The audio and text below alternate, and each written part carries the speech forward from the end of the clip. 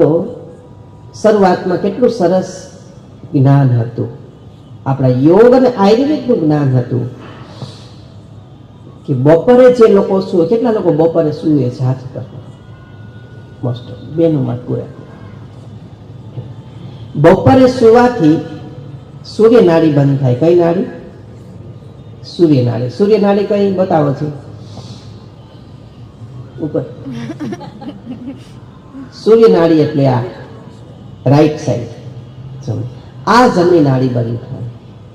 જેની સૂર્યનાળી બંધ થાય એને અપચો થાય. શું થાય? કારણ કે સૂર્ય અગ્નિ, સૂર્ય સોલાર, અગ્નિ તત્વ, અગ્નિ બધું પચાવે. સૂર્ય શક્તિ જેની વીક પડી સૂર્યનાળી, એટલે એનું ડાયજેશન થાય, પાચન વીક પડે. પાચન વીક પડે એટલે અપચો થાય, બધું વીક થાય આ તે. એટલે એવું તમારું મન બને. શું બને? એવું તમારું મન બને. મન બને તો એવું તમારું ચિત્ત બને. શું બને? ચિત્ત નક્કી કરે. ચિત્ત નક્કી કરે આ કરવું. મન ગોતી આવે. મન કે આજે ગજેરા સ્કૂલમાં જવું છે તો ચિત્ત કે ના, અને ચિત્ત અંદરથી કહેતું જવું છે, મન કે નથી જવું. અને આવું દ્વંદ્વ યુદ્ધ ચાલે. ઓકે, તો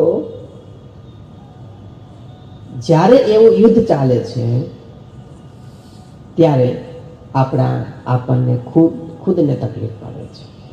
એટલે જેવું એ ચિત્ત કરે એટલે એવા આપણા કર્મ, આપણા હાથે એવા કર્મ થાય. શું થાય?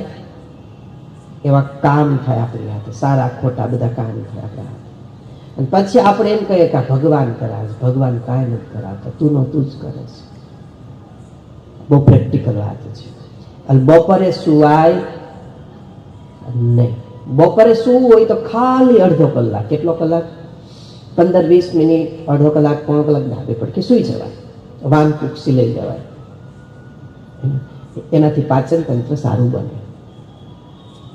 દરરોજ બપોરે 15 મિનિટ, અડધો કલાક સુવાથી B12 જળવાઈ રહે છે. રાત્રે 7 કલાક સુવાથી B12 જળવાઈ રહે છે. ઓકે, તો આપણી સૂર્યનાળી બંધ થાય એટલે સૂર્ય ચક્ર પણ બંધ થાય. અને જેનો સૂર્ય નબળો પડે એના કોઈ કામ થાય નહીં. પછી તમારે 15,000, 25,000-30,000ની નોકરી કરવાની. એમાં ને એમાં તમારે ઘર બહાર આગળ તમે પ્રોગ્રેસ કરી શકો નહીં. ઘણા બધા લોકો ધંધાના વિકાસ માટે અલગ અલગ કંપનીઓમાં, અલગ અલગ સેમિનારમાં જાય છે. ઓલી ક્લબ, ઓલી ફલાણી રોટલી ક્લબ ને શું કે પ્રોગ્રેસ ક્લબ ને આ ક્લબમાં, એમાં ક્લબ ને ઈથી ક્લબથી વિશેષ આપણા ગુરુજી આપણે બહુ સારા ટ્રીટ કરે છે. બોલો હા કે ના? ઈથી એમાં તો તમારે ફી ભરીને જવું પડે છે. અહીંયા તો વિનામૂલ્ય છે. એમાં તો તમારે ફી ભરીને, વર્ષની વાર્ષિક ફી ભરીને, તમારે લવાજમ ભરીને જવું પડે છે બિઝનેસની કેર માટે. તો અહીંયા તો બ્રહ્મ તત્વની કેર માટે આપણે કોઈ ફી ભરી છે? નથી ભરી. તો બ્રહ્મની કેર માટે કેમ ફી નહીં ભરી આપણે? તો ત્યાં કોઈ ફી એમાં ન ભરી. એ દેખાતું નથી, ઓલું દેખાય છે.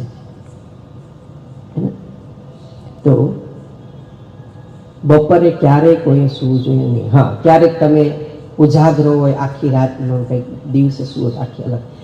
હવે ઘણી વાર એવા બેનો અમુક ખોપરીઓ બપોર નહીં તો સવારે જ સુવાય ને, કે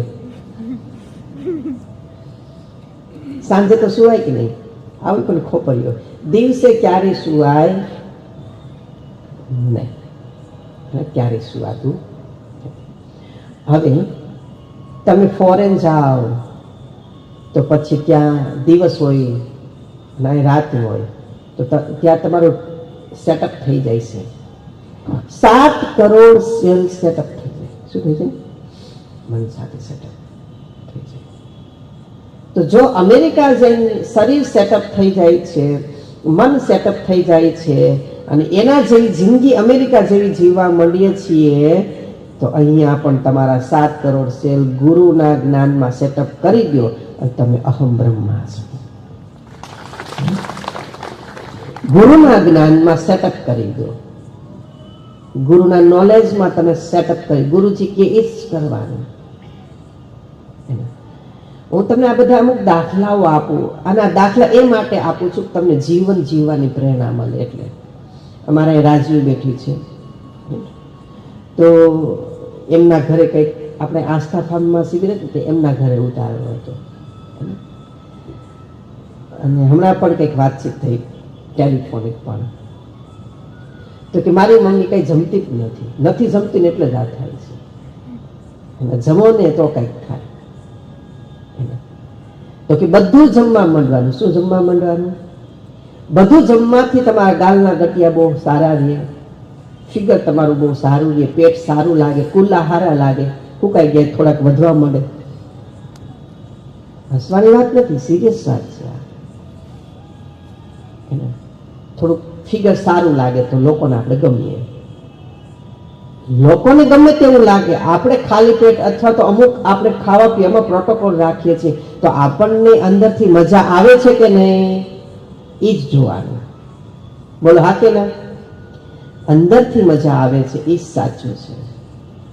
ઘણી વાર મારા પિન્ટુભાઈ પણ કહેતા હોય કે નીલમ કઈ ખાતી નથી, હુકાઈ ગઈ આમને.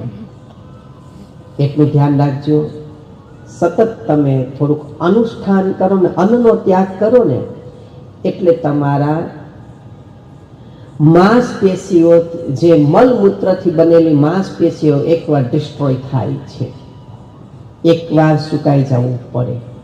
મેં ઘણી વાર ફોલોઅપની અંદર પણ આપણા ધોરણ પારડી આશ્રમના ફોલોઅપમાં પણ બહુ સરસ દ્રષ્ટાંત આપ્યો છે કે તુલસીના છોડને એકવાર જ્યાં વાવેલો હોય ત્યાંથી એકવાર ઉખેડી નાખો, અને બીજી જગ્યા ઉપર તમે વાવો એટલે એને એકવાર સુકાવવું પડે છે. બોલો હા કે ના?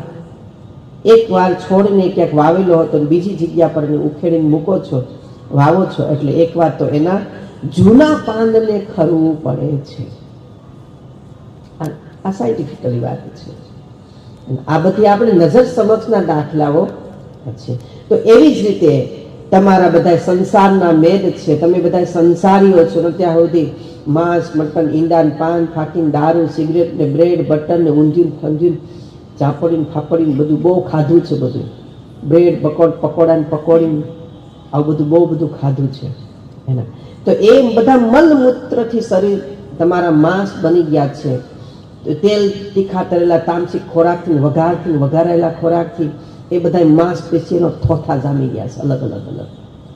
તો એકવાર ગુરુના જ્ઞાનથી, એ બધા ગુરુની સાધનાથી, ગુરુના રહેણી કહેણીથી એ એકવાર એને એમાં નાશ થવું પડે છે, બલિદાન આપવું પડે છે. પછી એ બ્રહ્મના બીજથી ઉગે છે, એનું શરીર નવું ડેવલપ થાય છે. જુઓ, હું ઘઉં નથી ખાતો તો એક મસ્તીનો છોકરી.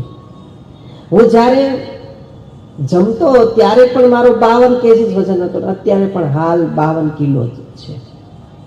કોઈ ફેરફાર, હા થોડુંક આમ તેમ હોય, ક્યારેક વેરીએશન થોડો ઘણો, એટલો ને એટલો વજન, કોઈ ફેરફાર નહીં.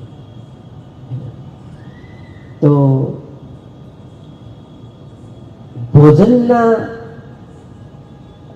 ભોજનથી શરીર વધારો એ શરીર નકામા પડે. તો હાથી જેવા એમાં કેટલા બેઠા છે. આ બેનને એકવાર ઊભી કરી, બેન ઊભી થાય પાછી, એકવાર તારે ઊભી કરી હતી બાપા સીતારામ ધામમાં, આ કોદા જેવી, આનું શરીર કેવું મસ્તીનું છે, જુઓ તો ખરા, પઠ્ઠા પઠ્ઠા છે, ગાલનો ગટિયો જો કેવો મસ્તીનો છે. અને આપણે શિબિરમાં ઊભી કરી હતી ને, કેટલી મસ્ત છે જુઓ. આને એમ બે ઈટ ઉપાડી, હીનો ઉપાડે. અને અમારે જેવા ખબુરિયા કૂતરા જેવાને કેવા, અમારા સુદામા જેવાને આને તેને કોઈને ઉપાડી આવશે. બોલો હા કે ના? તો આવા શરીર વધારીને શું કામ છે? બેસે કાંઈ કામ લાગે કોઈને? આવું મારું શરીર હોય તો હું ક્યાંય કામ લાગે, થતું જ નથી આવો વિકાસ. આને કેમ વિકાસ થાય ખબર નથી પડતી. સરકાર એમ કે વિકાસ ગાંડો થયો. તો લોકોને દેખાડવા માટે, અને હંમેશા જોજો, કુંડલીના જાગરણ માટે સ્લિમ બોડી જરૂરી છે. શું? સ્લિમ બોડી જરૂરી. આગળથી પેટ ફૂલેલું હોય તો ગેસ, કબજિયાત, થોડા ધ્યાનમાં બેસો તો નડતકરૂપ થાય. તો એ નહીં સારું.